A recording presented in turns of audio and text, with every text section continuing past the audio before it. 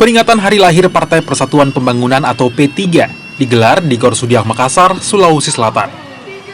Dalam acara itu, sejumlah tokoh turut hadir, termasuk Ketua DPR RI, Puan Maharani, hingga Sekjen PDI Perjuangan, Hasto Kristanto. Ketua Umum P3, Mardiono, yang membuka acara peringatan ini, tetap optimis menyongsong P3 di usianya yang ke-51, meski tahun ini, harlah P3 tak sempat dihadiri Presiden Joko Widodo. Kader-kader Partai Persatuan Pembangunan, kita tidak boleh kecil hati.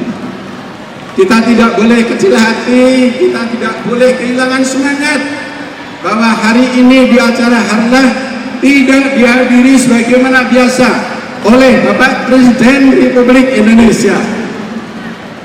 Insya Allah tahun 2024-2029 kita akan punya presiden yang insya Allah akan selalu bersama dengan kita semua. Sementara itu, Puan mengaku senang melihat semangat kader P3, terutama kaum muda. Mereka diharapkan bisa membangun bangsa ke depannya. Ayo semangat yang ada di sini dalam memperingati harlah Partai Persatuan Pembangunan ke-51 tahun. Kita buktikan, kita bersama bergotong royong membangun bangsa dan negara untuk Indonesia yang lebih baik. Harlah ke-51 P3 dihadiri ribuan kader dan pendukung.